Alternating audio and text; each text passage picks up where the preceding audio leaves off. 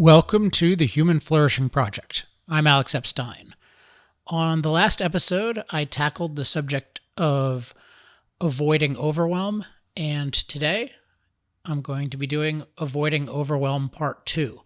Now, just to recap very, very quickly the episode from last time, I covered three interrelated strategies for dealing with and avoiding overwhelm, ultimately achieving what I like to call surfing on top of life. And I'm still looking for a shorter way of saying that if anyone has one, but nobody has given me one yet. So if you have one, send it to alex@alexepstein.com. And the three strategies I mentioned were time blocking, choosing projects carefully, and scoping projects carefully. So time blocking, broadly speaking, is deciding what different categories and subcategories of life, what amount of time in your life, what fraction of your week in particular they're going to get. And that helps bound everything. And then choosing projects carefully. So being very careful, for lack of a better word, about what one does and what one doesn't do, and just recognizing that there's always opportunity cost. So every new project I choose almost always comes at the expense of an existing project, and sometimes that's okay, but there's a pretty high burden of proof for doing a new project. And then scoping projects carefully, and this is done at the beginning and then throughout, where we're deciding, okay, what does this project need to achieve? And sometimes we get on top of things by deciding, well, I can limit the scope of this project. It doesn't need to do A, B, C, and D. It might just need to do A and B. So for more on all of those strategies, listen to last week's episode. On this episode, and I don't think this will take too long, I want to talk about more of dealing with overwhelm on an immediate basis, and particularly the situation where we feel like the week ahead just has so much going on, and it's just too much. So the strategies from last time are very relevant to that, but sometimes you can just want to start off the week in a way where, okay, at least I'm on top of the week, and then I'll deal with the other things later. But if I'm not on top of the week, it causes all sorts of issues. And it really does cause all sorts of issues to not be on top of the week. One thing is that the weekend is a lot less relaxing. So I'm a huge fan of relaxation. And one of my favorite things to do is just take a nap on the beach and then go in the water and then sometimes take a nap again. So I enjoy quite a bit, just kind of a total relaxation. But that is very hard to do, and definitely not as effective if one feels like, oh, I have an overwhelming amount of things to do in the next week. So one way or another, if we take some time to get a handle on the next week, it allows us to relax and rejuvenate a lot better. So this is a kind of situation that'll happen. And I was in a similar situation myself recently. So I used my favorite approach for doing this, which always works really well. So I thought I would share it. And I think I've shared elements of it before. So not all of this will be brand new, but I think it'll be at least a useful refresher, and maybe there will be some new points as well. Now, the core concept to not being overwhelmed by the week, to being on top of the week, is a concept I've definitely discussed before, which is calendar comprehensiveness. And what calendar comprehensiveness means is that the everything that I'm committed to doing, that I'm really committed to doing, has a specific place in my calendar. So that my calendar is comprehensive in terms of accounting for my commitments. And even if you look at your calendar and say, wow, that is a lot of stuff. I wish maybe I hadn't committed to all this, but I don't feel like I can uncommit to a lot of it. It can still, it's way better to have kind of a tightly packed set of things that you're on top of than to just feel like there's way too much, but a lot of it is not in your calendar anyway. Because if it's not in your calendar, it's probably not going to get done. And what often happens with overwhelm in many, many cases is that overwhelm becomes a sanction for distraction/escapes. And I use the term escapes. I talk about that in the episode. I forget what it's called. The episode on just thinking of distractions differently and often reframing distractions as escape. So you might have had this feeling, okay, I got tons of stuff. Uh, you work hard, and then but a bunch of it is not accounted for, and then you feel like, oh God, there's so much, I need a break. And then Facebook, Twitter, and it's so easy to get down that rabbit hole. And then get out of that, and I'm even more overwhelmed. There's even more stuff to do. Whereas if you knew that you had calendar comprehensiveness, you would be much more inclined to take an actually rejuvenating break, maybe a short break, and then get right into those other things. But if they're clearly defined, and then if you miss them, if you have calendar comprehensiveness, you can move them around. So once again, the key to dealing with immediate overwhelm is calendar comprehensiveness. But let's talk about just how to achieve that in practice. And I'll just give you my specific system, and there's nothing to say that you should do this exact thing, but it does work quite well. So the first thing that I do is I make a list of all of my commitments that I can think of for the next week or two. So these are potential things to go on the calendar. So do that, and I often use a software called Checkvist, CHECKVIST.com. It's like an embedded list software application or online web application, and I like it a lot for outlining, and I also like it a lot for just writing out lists of things. It makes it really easy to move and organize and have sub lists, et cetera, et cetera.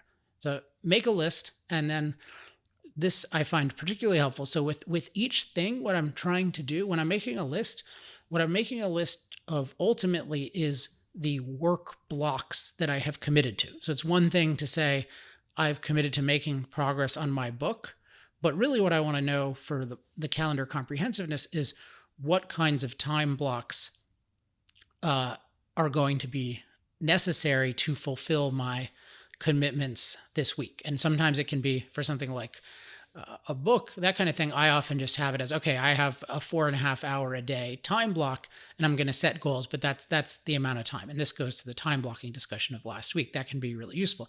But then there are other things that are much more, that can be, this actually needs to get done. So I have another podcast called Power Hour, and I need to interview somebody on Monday. And so that's done. And then, but I also need to prepare for the interview. And so what I do in the list, in my case in Checkvist, is the first thing I write down is the number of hours that the block is going to take. And I'll just use, if it's less, I'll just use, 0.5 or 0.5 for whatever, or the equivalent fraction, 1.5 or 2. But what I want is a list of things where at the left is a number, because it's going to make it easy to add it up and to choose among things. So look at all these different things, put a number to them, then start prioritizing them, and then do whatever you can to eliminate things, or to see, at least put them at the end of the list so that they don't need to go on. So I'm not going to talk too much about this aspect of it, but once you have the list that has all these numbers on it, you want to get a sense of, okay, how much time is there? And then you need to limit the number of things on the list to the amount of time that will actually exist in the week to do the things. And so in some cases, you're going to find, I have way more stuff than that I'm committed to than I can actually do. And then you have to decide, you have to face reality and see, okay, is this really a commitment? Do I need to do this? Can I cancel this meeting?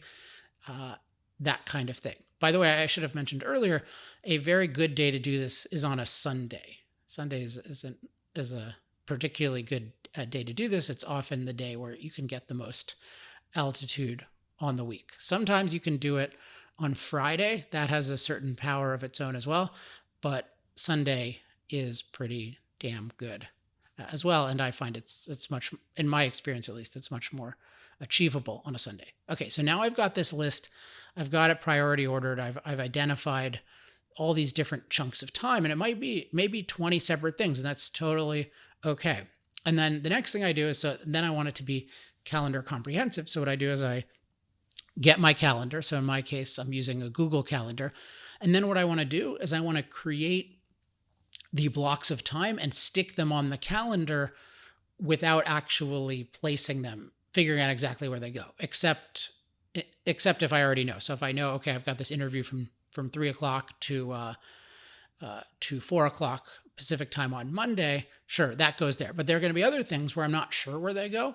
And what I want to do is I make all the little blocks, and then I'll put them on an empty part of the calendar. So let's say if I haven't blocked out everything on Sunday, I'll just put all the little blocks on Sunday. Or if that's all blocked out, I'll put them in the early morning hours. So it'll be 3 a.m., 4 a.m. And the point is just to have these blocks visually on the calendar without having them committed yet.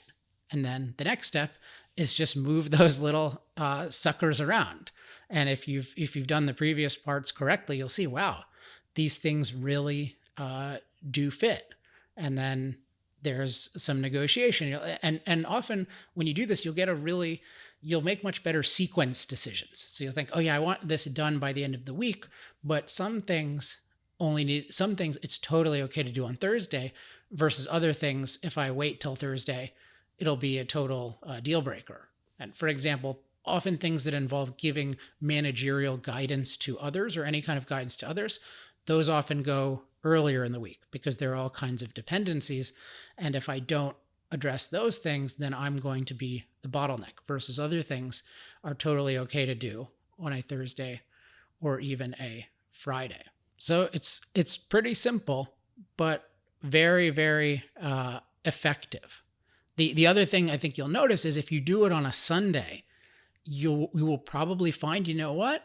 There are certain things that if I do those today, I can get way ahead of the game and I want to do them, or even I'm so overcommitted, I need to do certain things on Sunday. But it's much better to do this calendar comprehensiveness process before executing a bunch of tasks on the Sunday, and then deciding what actually, if anything, needs to go on the Sundays. It's very, when you're doing this strategy for avoiding overwhelm for the week, if at the beginning of it, if you can avoid completely all kinds of distractions and escapes, so no checking on any kind of input, no looking for the status update of anything, whether it's your email or LinkedIn or Facebook or Twitter, no doing that, and no actually doing any tasks that unless you actually committed to something at some point in time. Because if you do that, then you have the altitude, and then you can move things around, and then you can decide, oh yeah, I'm actually going to these three things make sense to do on a today, they really need to be done today, and that'll really put me ahead of the game versus just jumping into things. And because if you jump into things and you're overwhelmed, you're not going to do them efficiently. You're not going to make good decisions about them. And then you'll just do a bunch of things and then you'll still feel overwhelmed. And sometimes if we're doing those things, it's easy to then feel like, oh, I did some work. So now I get to go on Facebook. Now I get to check my email. Or yeah, before I do anything, let me check my email. And it's just, you lose that amazing altitude. One other tip about this. By the way, I want to apologize if you heard a notification sound in the background. I want to apologize for many reasons, because it's annoying, but also because you might think, hey, Alex, given everything you say, why the hell are these notification things going off? And that is a very good question. And the answer is, I just got a new computer that is not making crackling noises like my old computer was, and I did not set up the notifications to all be turned off and for it to be in do not disturb mode. And I have failed to have a process apparently with my assistant where that is the first thing that happens whenever I get a new device. So I just did it now, interrupted myself because it is so important to not have these notifications. So I just put it permanently, my laptop permanently in do not disturb mode. And then I also manually turn off every single notification. So apologies for that, but maybe this will inspire you to do something similar if you haven't done it already. Okay, I interrupted myself from before. So the one other tip I wanted to give about this is, this is in the context of wanting to do this exercise from a high altitude. One thing that definitely is good to do in advance of doing this calendar comprehensiveness exercise is if you want to write down a positive focus, which I talked about in episode 3, but if you want to do something like that where you're talking about, hey, what's working really well in my life, that can be really beneficial, and it can counter overwhelm because it creates a sense of, wow, I'm really making a lot of progress and I can continue making progress. So I'm all for anything that helps get altitude, including positive focus, which helps get the positive context for altitude. All of that is really good, but any kind of checking, I think, is particularly poisonous in this kind of situation, and any kind of doing. So it's just taking the time to say, hey, I'm going to fit all these little blocks together. I'm going to plan out my week. And then I don't have to think about nearly as much during the week. I don't have to think about what I need to do. I just have to do it. And sure, there can be changes of plans and adjustments, but it's just so different when everything is blocked out. And I think once you do this exercise, you'll just feel this sense of relaxation, and you'll feel like, yeah, even if there's a lot of stuff, I can have a really enjoyable, satisfying week versus, oh, I'm going to have another week where I just feel like everything is on top of me versus I'm on top of it. So to recap, key idea for avoiding overwhelm in terms of our week is achieving calendar comprehensiveness. And we want to do this by getting ourselves in a state of high altitude, which means ignoring distractions / escapes, and not actually getting into doing mode, preferably on a Sunday, or if you can do it on a Friday. So getting ourselves into that high altitude mode, then making a list with all of the discrete time blocks that are necessary to fulfill our commitments, having the numbers on the left so it's really easy to see how big those time blocks are, prioritizing and winnowing down those commitments, putting them in an empty space in our calendar, and then fitting them in the right sequence so that then we have calendar comprehensiveness.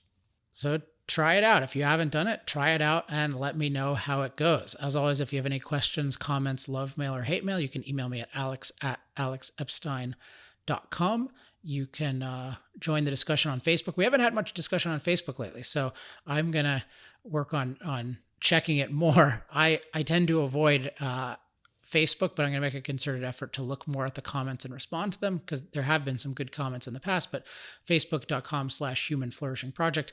And to get weekly updates or bi-weekly updates about new episodes, go to humanflourishingproject.com and enter in your email address. That's it for this week, except I'll share just a little idea that I've been working with that I want to do more with in a future episode, which is the idea of a personal instruction manual. And the idea of a personal instruction manual is you make a manual of all of the little things that you know about yourself that make you operate well.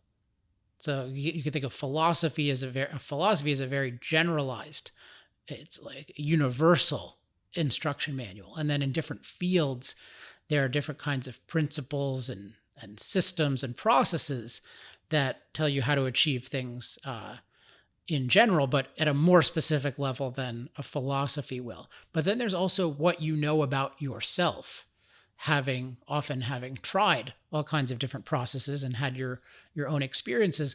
And I find that learning those things is super valuable, and then writing them down can be super valuable. So in a future episode, definitely want to talk about that, the work I've been doing on that, and have some of you try creating your own personal instruction manual. So that's an idea I'm having fun with right now, so I thought I would share that. All right, that's it for this week. I'll be back in 2 weeks. Until then, I'm Alex Epstein. This has been the Human Flourishing Project.